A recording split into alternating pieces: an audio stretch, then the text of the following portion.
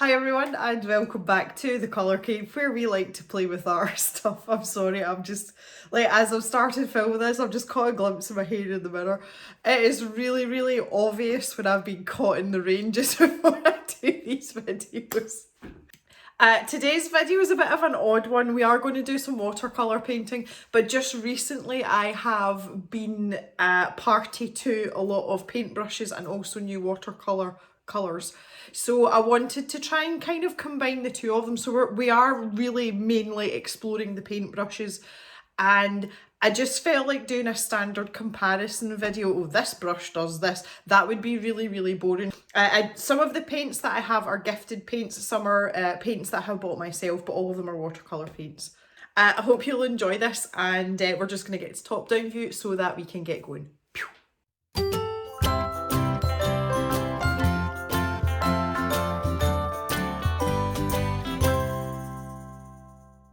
Righty ho, so first things first, this is a jar of paintbrushes that I keep. It's meant to be for tall paintbrushes. If I just turn it that way, you can see what I mean. But I've also been putting in here brushes that I haven't used or ones that I'm maybe not that familiar with. And that collection has got substantially larger in the last maybe 3 or 4 months. So I just want to show you what I've got here. And I'm going to try and use all of these brushes at least once. So we'll see how that goes. I do have these taped up into groups as well, and it's just to help me remember. Yes, so needless to say, there's quite a few for us to work through today. And as I say, I'm going to try and use all of them at some point.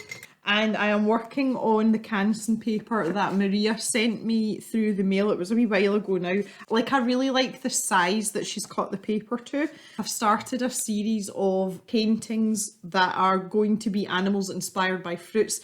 And that came about because of the little bird that I was colouring in Dromenvanger, and I decided he looked like a strawberry. So that's how this started. So I'm going to do another animal that's inspired by a fruit today, or looks like a fruit. So it's going to be that's going to be quite an interesting painting. If you haven't seen my original straw bird, which again someone suggested was a good name for them, I'd love to see what you come up with for today's animal, by the way. If you haven't checked that out, the picture's over on my Instagram. Here is my Instagram handle here if you want to go and check that out. If you're not on Instagram, I strongly suggest that you get yourself onto Instagram. It's a really inspirational place to be if you are an artist, like full stop. Now, the first thing that I want to use is some of the brushes that Nina Fairy sent me, and she sent these. They are Milan brushes, they are Spanish brushes, and she sent me these from Spain. I'm going to work my way through these because not everyone's familiar with these. The first time I was in possession of a Milan paintbrush was in a scroller box, and it was from the 611 series, which is their like synthetic brushes, and it was I think it was a number 6 round. And I really like that paintbrush and I still use it. So that was what started like wanting to have more brushes. So these two are from the 101 series, and these are basically, they're what I call pony paintbrushes. They are school grade and they're usually made from goat hair or pony hair or something like that. That's why I call them pony brushes. So these are, they have got a number 7 round and a number 4. So these are really a budget paintbrush, and I want to see how these are going to perform. So we're going to start with those, and I am going to use these brushes for the feet of this animal. As per usual, I've got my little rag here. So to explain to you like how these brushes feel, they feel like cheap paint brushes. There's no beating about the bush. There's no two ways about it. They feel cheap. I think that these are probably, yeah, so these Milan brushes are 70% goat hair, there we go, and 30% synthetic hair. So let's just get going here. So I'm mostly going to be using these paints from Julia. Also here I have the paints that came along with these paint brushes. And the 3 here, the top 3 in here are handmade, and they've got lavender in them. And they smell amazing. So that's really all I've got to say about that for the moment. So we'll start with this number 7. Now, as I would expect, these paintbrushes are very much behaving like school paintbrushes. They're puffing up like a balloon, but they're not very stable. They're very soft, and it's very difficult to control the bristles. I would say that, I mean, they're not terrible, but it's very difficult to control what you're doing with them. And I feel like there's this big, if I just try and show you this, I don't know if I'm going to be able to, probably that's the best way to do it. In the middle here, when the brush is like sucking up the water, it's all hovering in this middle part, like halfway between the tip and the ferrule. And it's sort of slightly bulbous. I don't know if you can see that or not, but it seems to be holding all the water here and not much is going on with the tip. So when you're moving the tip about, it's not really, it's just sort of splaying out and not really doing anything, and that's what's making it difficult to control. I'm not really, unless you use it right on, you know, if you stand it on its end, it's a bit easier, but obviously for school brushes, you have a sort of limited idea of what's going to happen, and these are pretty much as I would expect. This paint, however, is much nicer. I just want to get a few layers of this paint down. These paints are unknown for me, so. But yeah, I'm not really relishing using using this number 7 round. There we go, like I've just dipped the paintbrush in the water, and you see what I mean, how flat the end is, like this. These are just, yeah. I don't even know how much these paintbrushes are because there was no prices on the website. I took all this information from the Milan website. They do not sell paintbrushes from their website though. There is already stray hairs popping out from, I don't know if you'll be able to see them or not. I actually can't get any closer than that without it disappearing. But yeah, these are very, very school brushes, but they do a job. They're all right. So I'm going to have a little go with a smaller brush. This is a number 4. So, you know, a number 4, you're getting into either really small paintings or detail work. And I'm not really sure about how well the detail work's going to go. Look at this little chart. I absolutely love this. Like, if you put it in, you've got a reference point for all these paints. Now, I do want like a browny black colour, so I'm going to try this, but it needs to be quite concentrated. So I'm just going to kind of like work away at this one spot for a minute or two. Even picking up the paint, the bristles are starting to splay and be a bit unruly. There's not much of a point in that either. Can you tell what this is going to be yet? I'm kind of hoping you do know, but I bet you're all wondering where the fruit part's going to come in. Yeah, Okay, I think I've exhausted my wish to use the Milan brushes. So they really are, it does what it says in the tin. These are school grade brushes. The bristles remind me of my own hair. Like, see the way my hair was at the start of this video? That's what this hair looks like. It's wavy and crinkly and it's sticking out from where it should be. Oh, that's really funny. I have to use a green colour, and I'm actually thinking that this green in here is the kind of way that I want to go, so I might actually get away with not having to mix any paint.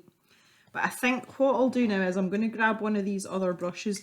Now, one of the things that's been quite interesting is the popularity of these white synthetic bristled brushes.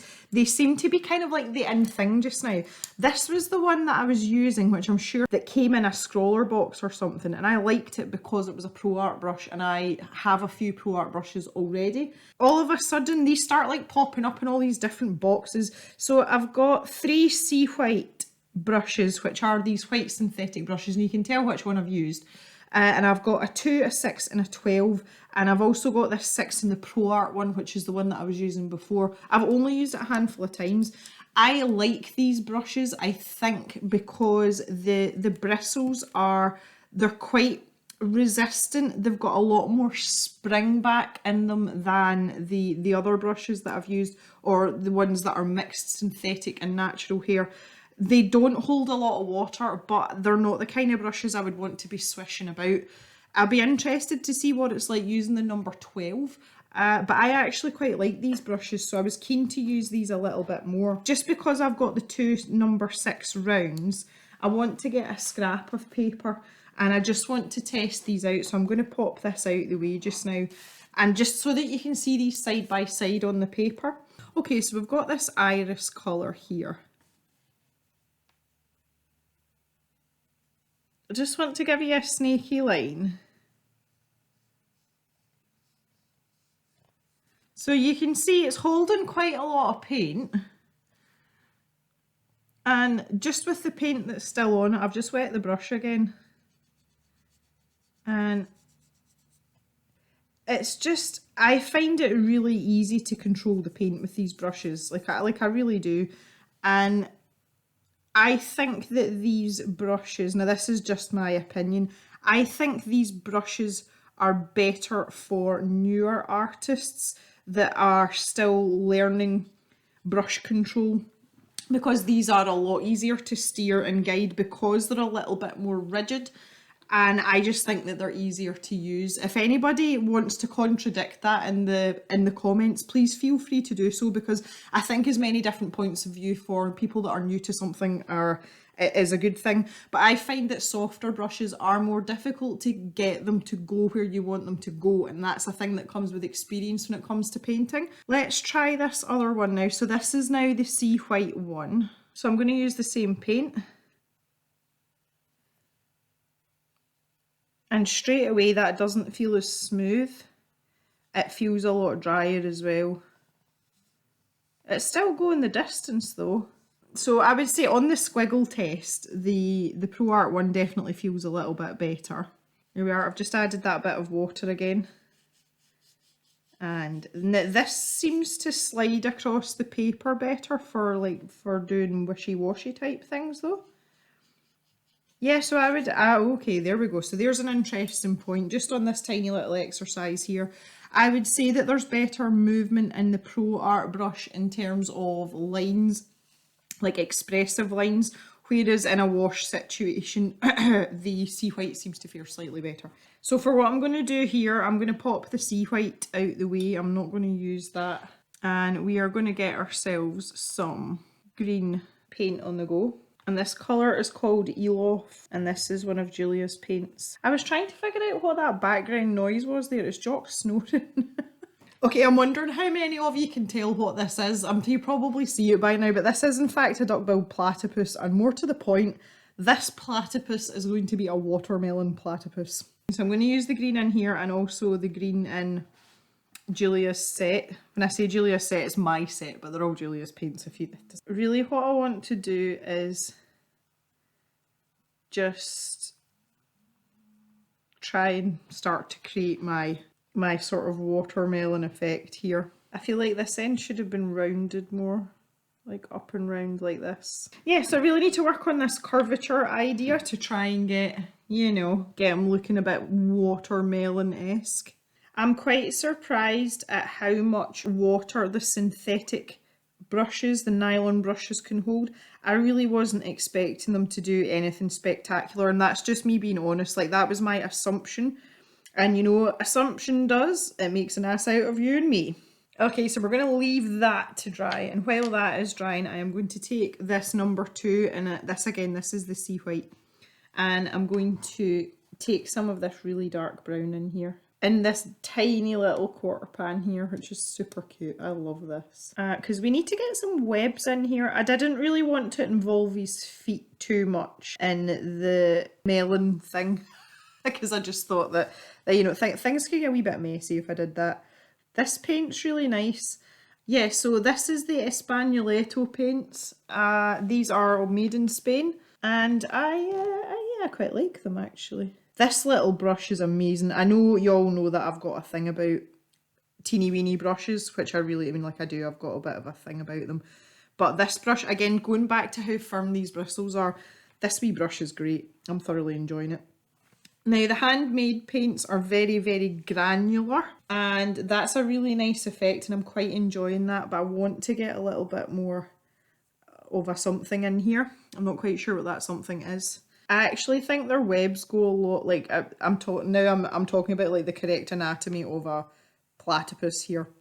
I think their webs go really far up when it comes to their toes, but considering it's going to look like a watermelon, I think the length of the webs is probably the least of my worries right now.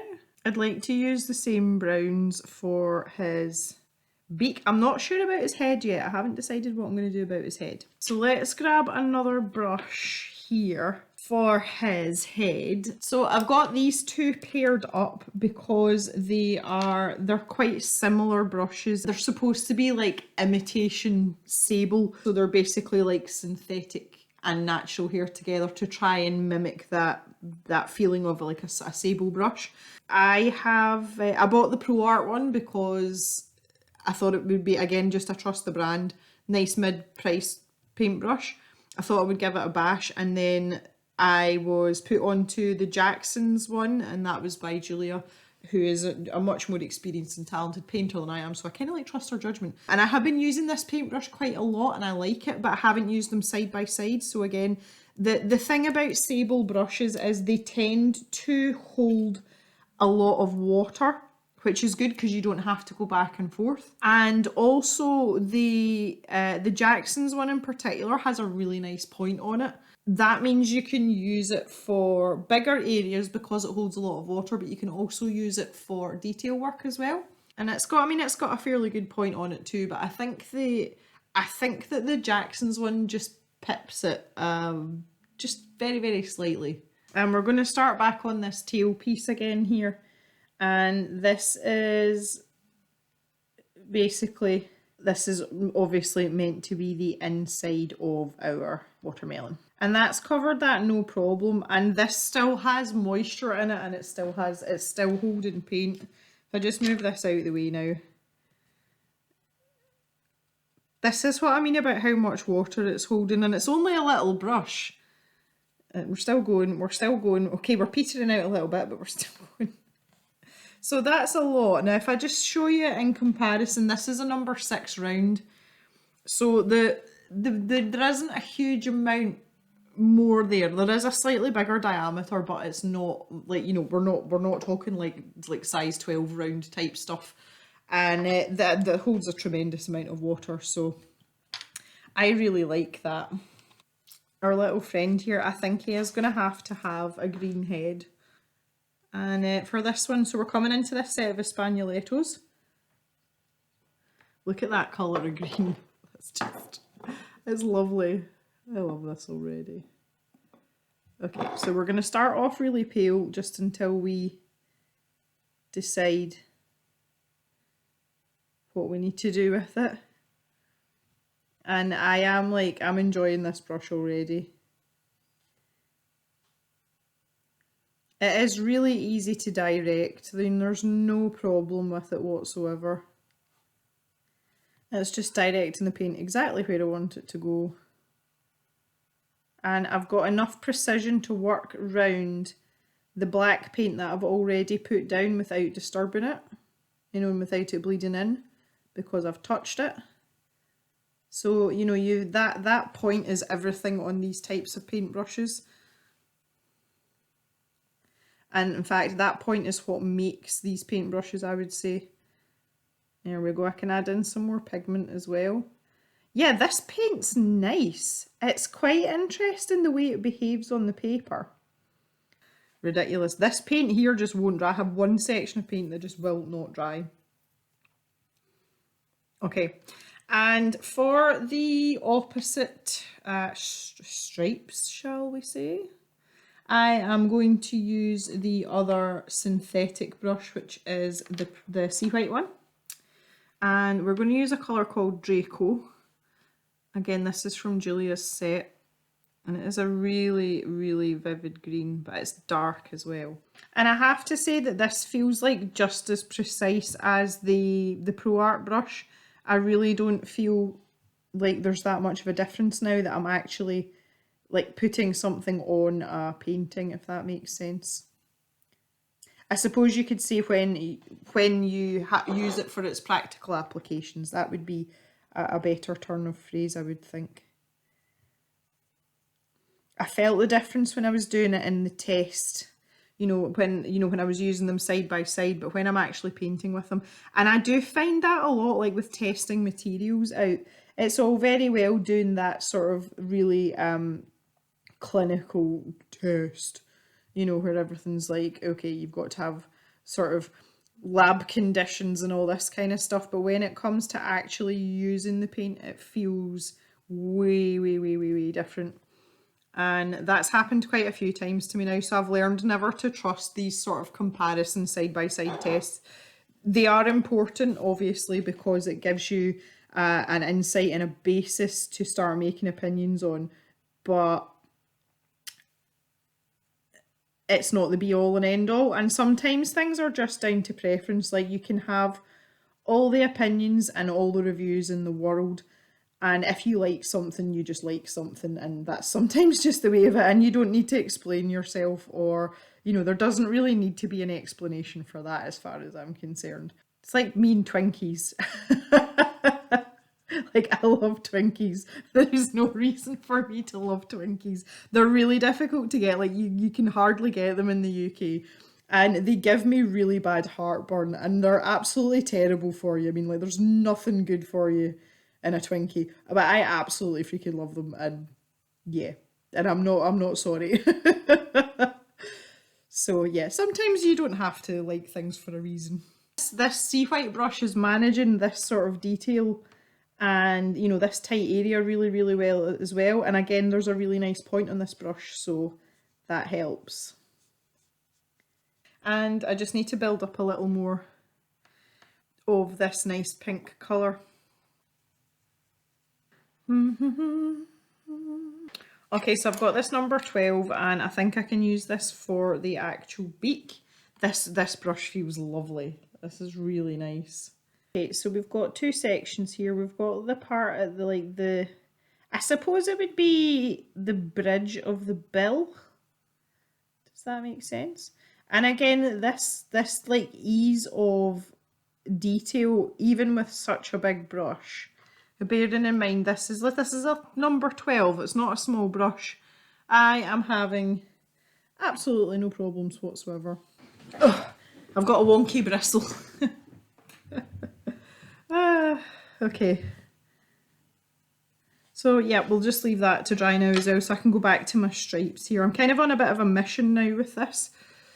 So I'll just get going again. It was really funny as well, I was just talking to Papa Jem there. Just sort of catching up with him because I haven't really spoken to him when he comes, so he always brings some things with him. And one of the things he's brought with him, and this is without a word of a lie, he's brought 2 massive watermelons with him, which I thought was quite entertaining. So of course I had to show him what we were doing through here. Now we do need a name for this little guy. As most of you will know, I always like to name my creatures. So if anybody has any suggestions for what we're going to call our little melon friend here, please feel free to leave them down in the comments and we shall pick a name for him. I just want to water down this Draco colour and just add in a bit. That was maybe a bit much. But I'm just sticking to this same brush just because, well, we've already got this colour on it anyway, so why not? So let's try and pick out some of the other brushes now. Okay, so I've got these 2 Milan brushes now. I'm not actually going to do an awful lot of painting with these, but I just wanted to show you them because they were part of the set that were sent over to me. So the little one here, this is a detail brush, and it's tiny. It's like a 2-stroke 0, and this is from the 301 series, and this is a synthetic detail brush, so this is really meant for like arts and crafts and things. I don't think we'll have any problem using it here, and I'm going to use it in varying forms just to add in some details, and it is a really, really stiff brush for obvious reasons. If you think of people using it for you know, for craft projects, that kind of thing, so that's kind of its intention, but I say it'll be fine for things like this. So I'm just going to put in some little pips on my watermelon tail here. And I can also use this just to darken up his eyes. He's super cute. I'll leave the nostrils just now because his bill's still quite wet. This long-handled one is the 612 range, and that is basically just the long-handled series of brushes, but this is for oils and acrylics. I am going to use this, and I'm going to use it with a little bit of white acrylic paint, and we're going to do that right at the very end, so I'm going to set that to the side. Okay, so I've got this sea white Kolinsky Sable brush, and this is a number 12 round. I have tried Kolinsky Sable brushes in the past, and truthfully I don't get on that well with them, but I thought this would be really nice for like a watery effect. So what I'm going to do is I am going to plonk a little bit of clean water. Now, Kolinsky Sable sucks up water like a sponge. It is insane. And I think that's one of the reasons why I've struggled with this so much, because these hold so much water. So if you've got something in a palette, which I'm about to do, when you dip this brush in it, it literally just sucks up everything that's in the palette. So I would say a number 12 round would probably be better used in a larger painting. And so much so, I don't even know if I'm going to be able to get this in here. But I'm going to lift this like aqua colour. There we go. And pop that in there. And then I'm going to try and take off as much of this as possible. But I just wanted to pop a little bit in the background here. That is it's a big brush to be dipping in this teeny tiny little palette. But we'll manage, it's fine. There we go. Just kind of... I'm pushing off some of that excess water here. And it was just really to give this idea of like a water flow behind and around our little friend here. That's a really nice colour of blue. I'm really enjoying that already. But a big brush like this is great for this. You can get great big expressive strokes, and because it's very soft as well, you know, you've got that room for that expression, which is super nice. And that's something that you don't get with the rigid brushes. It's very, very difficult to get that sort of nice flowy feeling with the smaller brushes and with the stiffer brushes, like the synthetic brushes we were just looking at, like these ones. So this is a really nice brush for that kind of thing. Back to this Pro Art Nylon brush now, and I'm just going to go back in and fill in the rest of the watermelony parts. Melony. And this colour of Julia's is quite an opaque colour, so I'm not too concerned about sticking it in between the darker areas. It is going to pull out some of the darker green paint, which is fine. It'll just make it look a little bit organic. Obviously, in sections where the paint is very, very wet, you know, the darker colour's still very wet, I'm not going to do it. Okay, there's some brushes here that I haven't used, and I just want to talk about them a little bit because I'm not going to be able to fit them into this painting. I'll do that while this is drying. I've got these two brushes that came in recent subscription boxes. There was a flat brush that came in a scroller box, and I actually got on a lot better with this than I thought I would. This was the one that came in the box with the liquid graphite, so it's been used for that, and the bristles have held up pretty well. There's, you know, there was no major disasters with that, and it's actually quite a nice brush, and it's quite soft, and it is a synthetic brush again. I'm not a huge fan of using flat brushes, but after that has kind of made me want to use this a bit more. And again, it's quite good to get, if you use it at different angles, you can get different lines and different textures. And I did a lot of dabbing with this, like this side of the brush.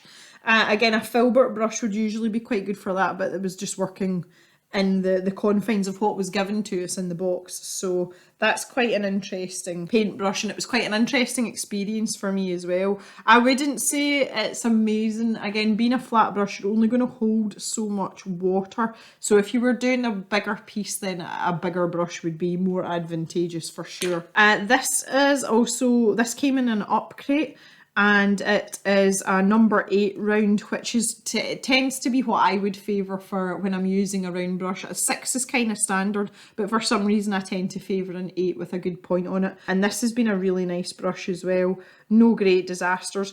The main thing about these types of brushes is it's really just down to preference, but the thing that does it for me all the time is whether or not the brush ages well. You know, how well is it going to stand up to repeated use? And I have to say, obviously the likes of this one, I've not had it very long and I've not used it very much, so it is literally a case of time will tell. But that was one of the things that's really attracted me to the Milan paintbrushes, because I use the number 6 round all the time. Like, I use it all the time, and I've used it consistently since we got it, and that's been months and months and months, and it doesn't look as if it's any worse for wear. It looks brand new. So that's why I kind of get excited about them. So this last little bundle of brushes here as well, these are all Milan brushes. And we have here the 611, that's the one that I use all the time. This is like my go-to paintbrush. That and my Winsor & Newton Cotman number 8 round. These are the two brushes that I use for everything basically. These are great brushes. I would highly recommend them if you're looking for an everyday round. Part of the same sort of setup, these flat brushes, the 621 series, it's the same bristles that are in the 611s, but that's just the run of flat brushes. So this is a 16, which is obviously quite a big brush, and you would be using that for the same things that you'd be using this little scroller box brush for. I will do a larger painting, but again, I feel that this is a brush that I wouldn't use very often, but I just thought it would be good to show you it anyway. And lastly, we've got these two brushes from the 711 series, and it's a size 10 and a size 12 round. They call these the fine selection, so I'm assuming that these are their higher end brushes. And again, a 10 and a 12 round is not sizes that I would use on a regular basis because I tend to paint quite small. But if I was doing something maybe A4 sized, I would be using these brushes. I do want to test these out because, as I say, these are supposed to be like a step up from the 611 series, which is the one I've been using all the time. So I'm just quite curious to see what they're like how they feel. So I'm just going to pop our little dude out the way here for a wee second. And I want to take this lovely colour Ellen, which is also my sister-in-law's name. I just want to see how it feels nice. Like it really does feel nice. And these brushes have an excellent point on them, and that's one thing I will say even about the 611 series, which is the middle of the road brushes. The point on them is really good, and they seem to keep their point even after you've washed them and reused them and, you know, done all the bit over time. This, to me, and bear in mind it is a much bigger brush, but this just feels the same as the 611 round, but I feel like they hold more water, and it feels more, this is still a synthetic hair brush, but it feels a little bit more like a natural hair brush, which is really nice. It does feel like a good quality paintbrush. I'm getting a lot of lines out of this, so that, they are holding a lot of water, which again, for some people, that's like a big deal. If you're not having to go back and forth between your palette or your water dish and your whatever it is you're painting however many times, you know, that's a real boon. Okay, see how my little dude's doing here? I know why I like this colour of green so much, and it's because it reminds me of mint chocolate chip ice cream, which incidentally is my favourite flavour of ice cream. And I can go back in with my little detail brush now and just darken down those wee nostril holes. Oh yeah, or big nostril holes as the case may be. I don't know if they're actually proportionate, but I'm not going to worry too much about that. Okay, so lastly, I've got a little bit of white acrylic paint here, and this is a very long-handled brush. I would use this at an easel. I wouldn't use a long-handled brush when I'm sitting working top down like this, but I would use it if I was at my painting easel, which incidentally is packed away just now because our sunroom is about to get repainted. So really what I want to do here is I just want to get like maybe a little bit of shine on our friend here. I don't know if this is dry enough to do this. Okay, anyway, we'll work our way here. So obviously the bristles are different on the brushes like this that are meant for acrylic, which is absolutely fine. There's nothing wrong with that. Oh, same down his tail. There we go. Okay, I think we'll call it quits at that. So there you go, guys. That is a hell of a lot of paintbrushes today. I've explored quite a lot of them, so I'm quite pleased with that. And obviously I've got my little dude here as well, which I'm quite pleased with too. This is just a fun little painting, you know. I was never wanting this to be anything serious. And I'm just going to use this detail brush, and I'm going to dip it in this really dark green to sign my name, because that's the other thing that these little brushes are really good for as well. That was a big G. I don't normally do them that big. There we go, all done. Well, I hope you have learned something about paintbrushes today. I certainly have, which is great. And I always like these videos because we're kind of learning together. So all that's left for me to do is to thank you very much for watching. I appreciate the support. If you want to give me an internet-based cuddle, all you have to do is hit the thumbs up button under the video. That really helps me out. That would be grand. And I want to say a big thank you to Julia Kay for continuing to enable me in my handmade watercolour fetish. I want to thank Maria for this paper, and I also want to thank Susie all the way over in Spain for sending me these wonderful paints and all of these Milan paintbrushes as well. You guys are amazing, and it's things like this that make videos so much fun and really worthwhile, and I just feel it's very inclusive. Okay guys, that is it. I shall see you all in the next video, which will be on Sunday, where we'll be doing something a little less messy, shall we say. So until then, stay safe and look after each other.